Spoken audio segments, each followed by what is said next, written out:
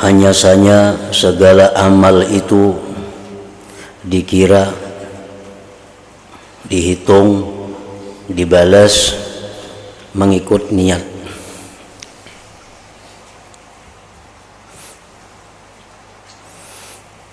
Dan hanya saja yang diperolehnya dari setiap seseorang daripada amalannya mengikut apa yang diniatkannya.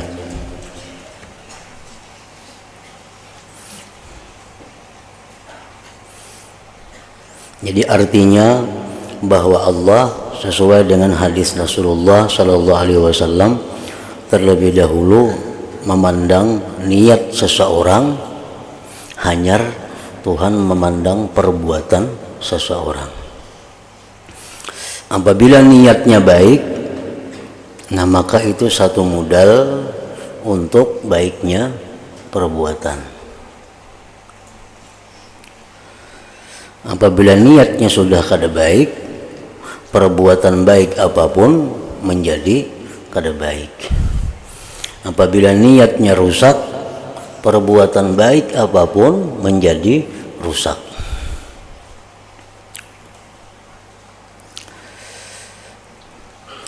Maka siapa yang adalah hijrahnya itu karena Allah dan Rasulnya, maka hijrahnya itu kepada Allah dan Rasulnya. Artinya balasan yang didapat Allah dan Rasulnya. Dan siapa yang hijrahnya hanya untuk mendapatkan keuntungan dunia,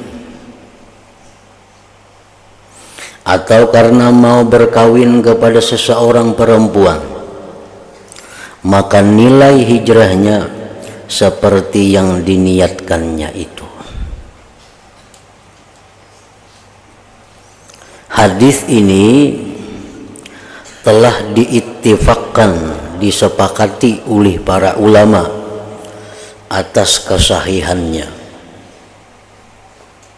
Dan mereka para ulama bersepakat mengatakan bahwa hadis ini sangat besar kedudukannya di dalam agama dan merupakan salah satu asas keimanan. Bahkan hadis tadi merupakan tunggaknya yang terutama sekali dan yang paling kokoh.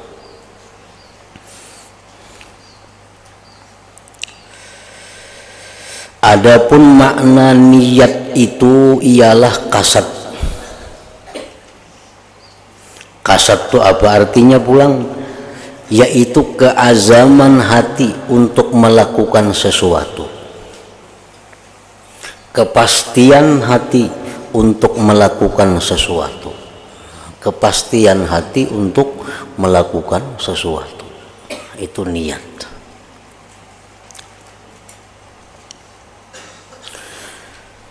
Dan lafaz innamal a'malu, innama pemulaannya. Innama itu adalah mengandungi makna al-hasar, perhinggaan. Arti bahasa kitanya innama itu hanya sanya. Hanya sanya. Yang membawa pengertian bahwa apa-apa yang akan disebutkan sesudah lapas itu innama tadi adalah sesuatu yang sangat kokoh kedudukannya. Dan pada masa yang sama lapas innama ini juga mengeluarkan atau menafikan atau menolak segala perkara lain yang tidak disebutkan. Hanya saja,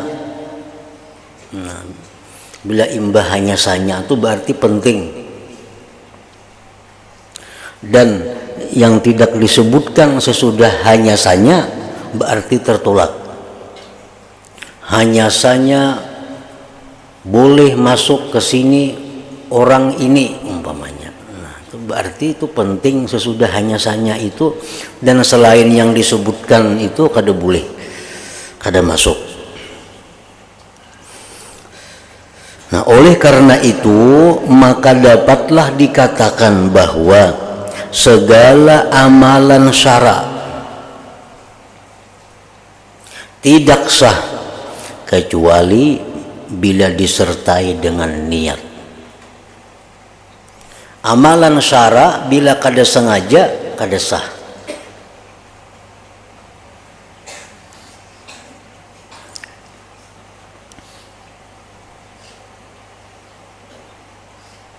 Maka siapa yang menghendaki dengan hijrahnya atau dengan amalannya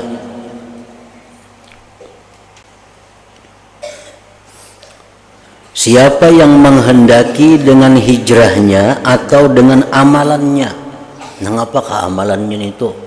Asal sesuatu nang wajib atau nang sunat atau sesuatu nang mubah,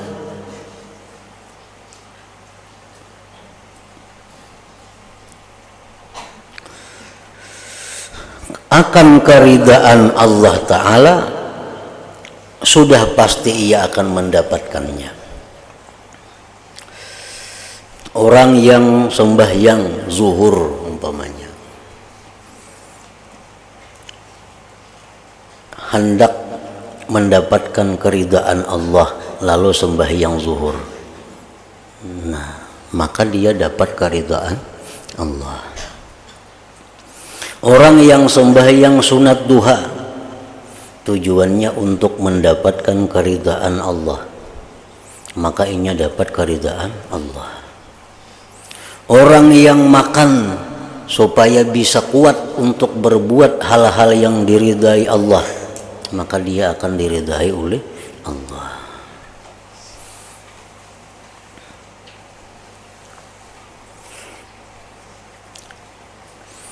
Dan siapa yang menghendaki dengan hijrahnya atau dengan amalannya itu akan harta benda dunia, maka hanya harta benda itu saja yang merupakan balasannya, dan tidak ada lagi bagian apa-apa balasan yang lain daripada itu.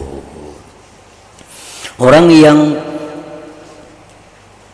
beribadah dengan tujuan mendapatkan keridaan Allah itu bisa double keridaan Allah didapatnya, dunia bisa mengiringinya.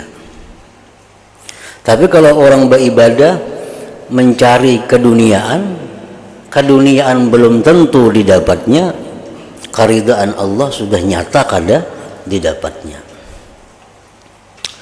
Orang menuntut ilmu, niatnya, tujuannya menuntut ilmu itu hendak mencari pangkat kedudukan, sudah jelas inya kada dapat keridaan Tuhan. Pangkat itu Pak belum tentu didapatnya. Tapi kalau orang menuntut ilmu itu semata-mata mencari keridaan Allah bisa didapatnya. Pangkat itu pun bisa datang, bisa dia dapatkan.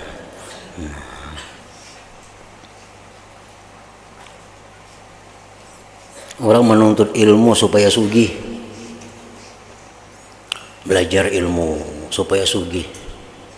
Allah kada ridha karena kada mencari keridaan Tuhan. Sugih kada tantu, bahkan hartana ada bisa habis. Tapi kalau orang mencari ilmu untuk keridaan Allah dapat, hartana ada bisa bertambah, rezeki bisa berluas.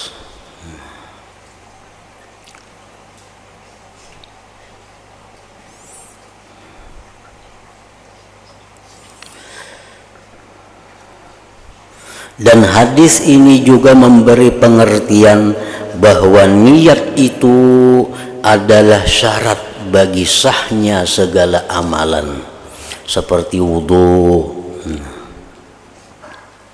mandi, tayammum, sembahyang, zakat, puasa, haji, i'tikaf dan sebagainya. Itu kada sah kalau inya kada berniat.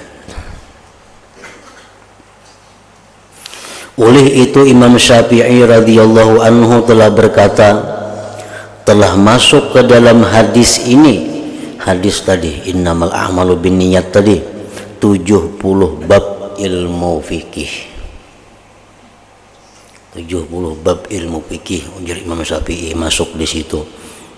Wudu kada sah kada baniyat, mandi kada sah kada baniyat, sembahyang kada sah kada baniyat, zakat kada sah kada baniyat, puasa, haji, i'tikaf, kurban dan lain-lainnya. Dan beliau Imam Syafi'i berkata pula telah masuk ke dalam hadis ini sepertiga ilmu.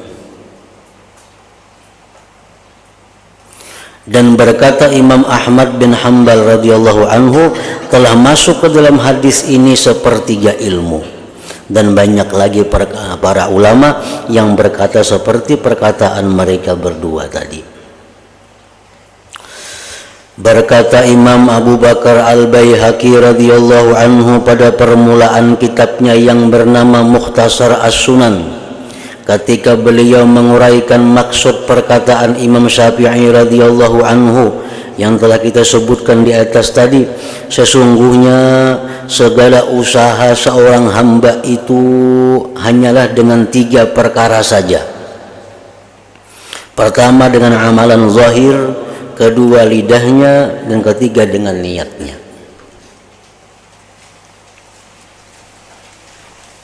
Sembahyang ada berapa rukunnya? 3. Rukun sembahyang ada 3. Pertama rukun kalbi. Rukun kalbi, ya niat. Yang kedua rukun kauli, Fatihah, tasyahud. Yang ketiga rukun fi'li, ruku, sujud, qiyam. Nah, jadi niat itu menempati sepertiga. Kan rukun sembahyang misalnya ada 3, rukun fi'li, rukun qauli, rukun qalbi. Nah, jadi bagi 3 maka niat itu menduduki sepertiga.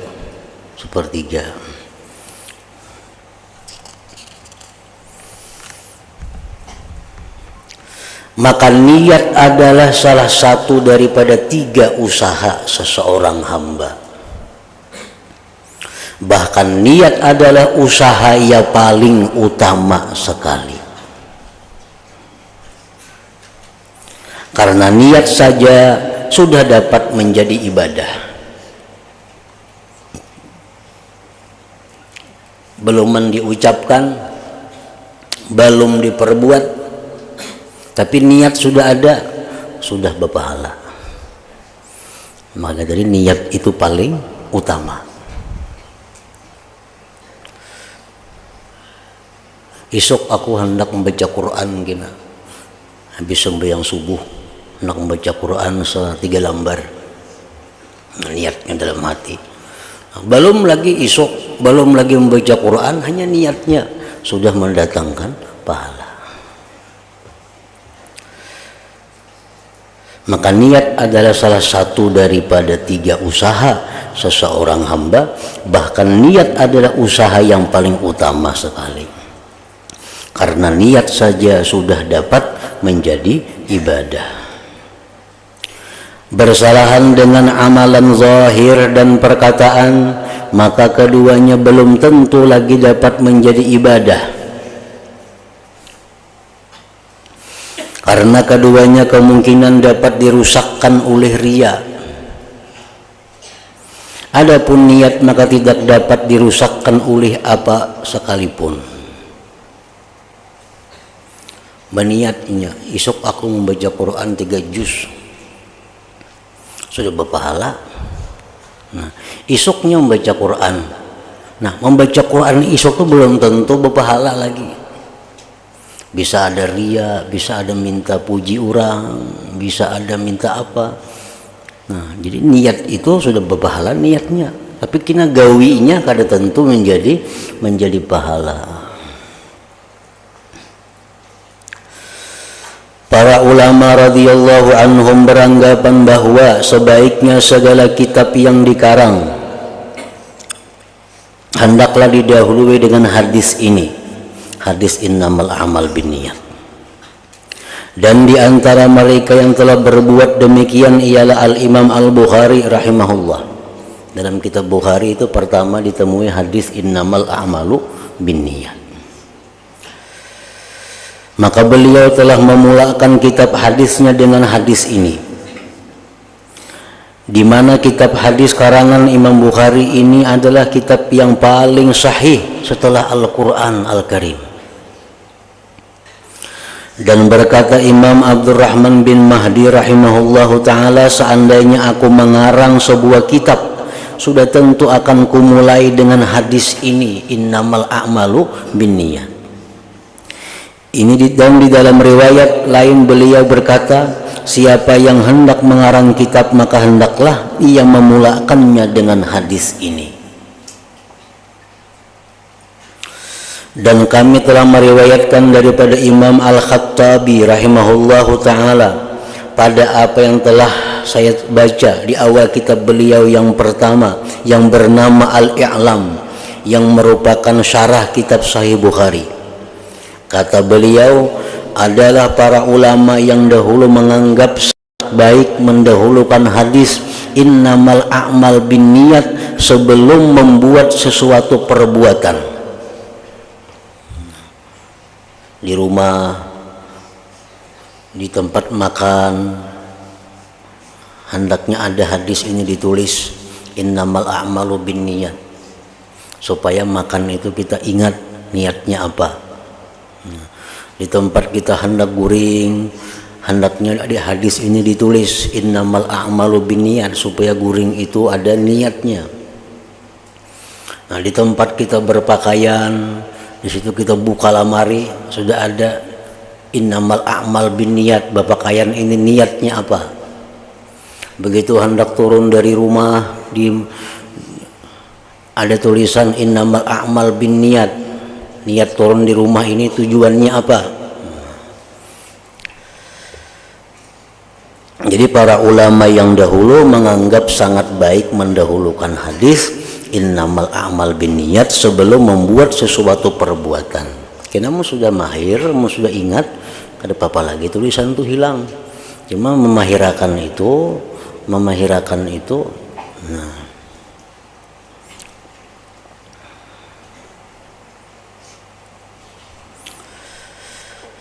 bermula daripada segala urusan agama sampai kepada segala urusan dunia, karena bersangatan hajat kepadanya di dalam segala keadaan tadi.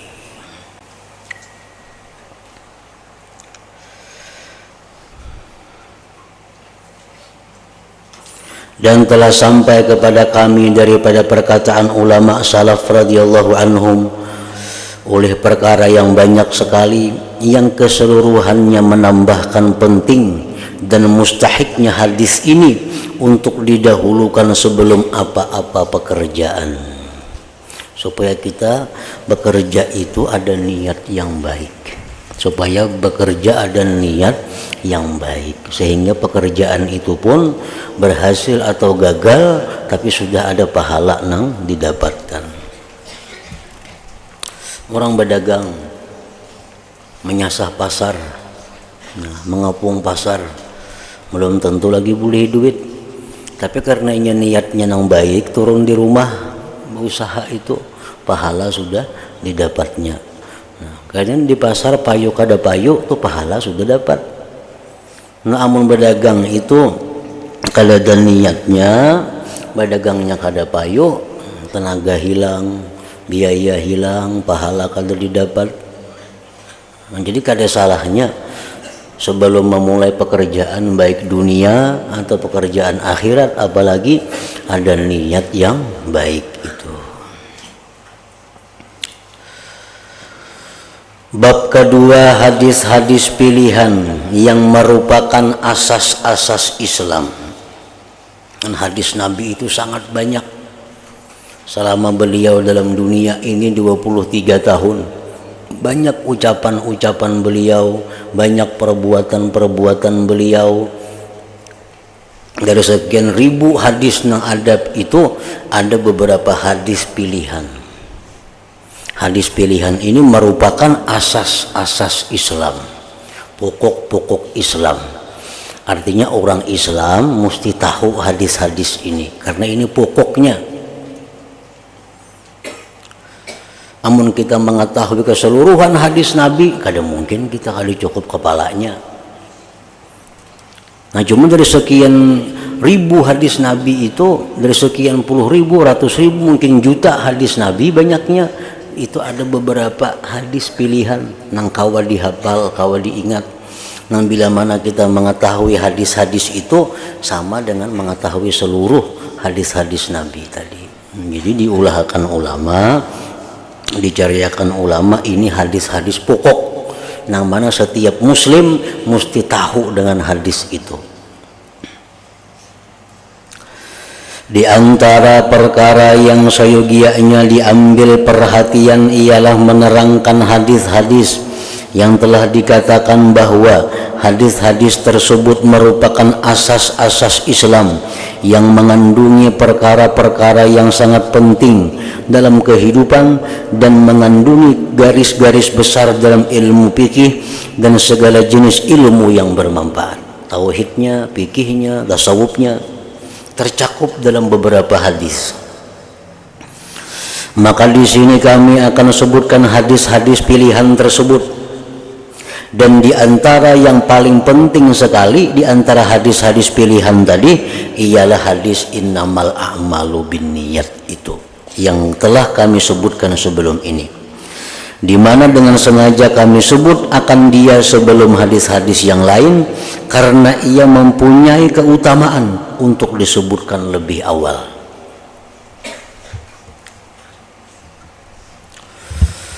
Para ulama telah berbeda pendapat pada menentukan bilangan hadis-hadis tersebut, dan orang yang banyak bersungguh-sungguh dalam menghimpunkan hadis-hadis tersebut ialah Al-Imam Al-Hafiz Abu Amr Utsman yang dikenali dengan sebutan Ibnu Salah rahimahullahu ta'ala. Beliau telah bersungguh-sungguh menghimpunkan hadis-hadis tersebut dan menerangkan dengan jelas, sehingga apa yang telah beliau sebutkan itu sudah tidak dapat diperbaiki lagi. Diperbaiki lagi. Maka di sini akan saya sebutkan, ujar Imam Nawawi, keterangan beliau itu secara ringkas, dan saya tambahkan pada bilangannya akan beberapa buah hadis yang tidak beliau sebutkan. Karena ada disebutkan dalam hadis Rasulullah SAW, ad-dinu an-nasihah. Artinya agama itu ialah nasihat menasihati. Agama itu tujuannya adalah, isinya agama adalah nasihat. Dan termasuk di antara nasihat itu, ujar Imam Nawawi, bahwa disandarkan segala faidah perkataan itu kepada orang yang memperkatakannya. Itu termasuk bagian dari nasihat. Umpamanya ajar kita, ini hukumnya adalah makruh menurut perkataan Imam Fulan bin Fulan. Nah, kita tambahi supaya jangan seolah-olah kita yang mengatakan makruh itu. Ini hukumnya adalah haram menurut Imam Fulan bin Fulan. Nah, kita menambahkan itu adalah bagian daripada nasihat dalam agama. Maka siapa yang berbuat demikian, maka ia mesti akan mendapat berkah pada ilmunya dan segala halnya. Dan siapa yang tidak menjelaskan perkara yang seperti ini, dan ia tidak mengelirukan orang lain sehingga mereka menyangka bahwa perkataan yang disebutkan itu daripada perkataannya sendiri, maka orang yang berbuat demikian sangat layak bahwa tidak diambil manfaat dengan ilmunya dan tidak diambil berkah pada usahanya. Nah, itu hukumnya haram. Kada dijelaskannya, seolah-olah inya seorang yang mengatakan haram itu. Nah, itu adalah menghilangkan berkah daripadanya ilmu itu. Kita kali ingat ngaran Sidin Sambat, ngaran kitabnya itu menurut kitab ini, kitab fikih ini, kitab itu hukumnya adalah haram. Itu menurut dalam kitab fikih ini ngarannya kitab Bajuri, umpamanya hukumnya makruh. Jadi kita sandarkan perkataan itu kepada pengarangnya atau kepada kitabnya, supaya jangan seolah-olah kita yang mengatakan itu.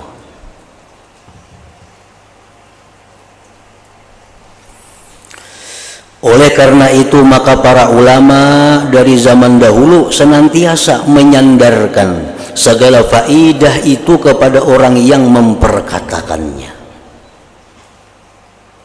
Belajaran kita biasa berkata pengarang rahimahullah wa nafa'ana bi ulumi, itu menyandarkan bahwa yang dibaca ini adalah merupakan buah karya daripada pengarang Fulan bin Fulan, bukan dari kita. Kita hanya membacakan aja. Nah, itu membawa berkah itu.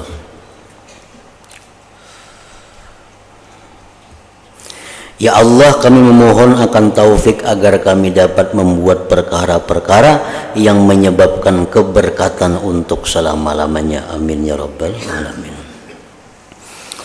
Berkata Imam Ibnu Salah rahimahullahu ta'ala sesudah beliau mengaturkan dengan sebaik-baiknya perkataan para ulama pada menyatakan hadis-hadis yang merupakan asas atau pokok-pokok agama, dan setelah beliau menyebutkan perselisihan mereka pada menentukan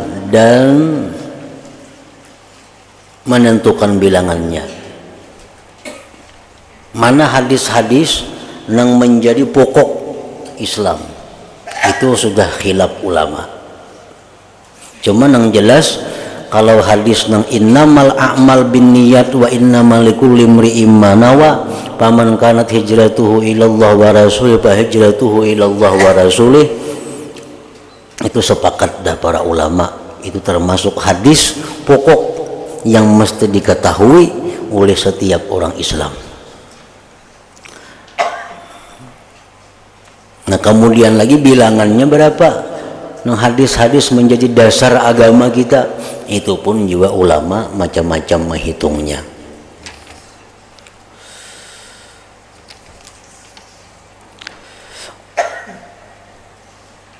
Dan setelah beliau menyebutkan perselisihan mereka pada menentukan bilangannya, maka sampailah bilangan hadis-hadis itu 26 buah hadis, kata beliau. Nah 26 hadis ini adalah pokok dari ajaran agama Islam yang mesti diketahui oleh setiap orang muslim itu. Nah, ingat situ dulu. Hadis pertama pada menyatakan niat dan ikhlas.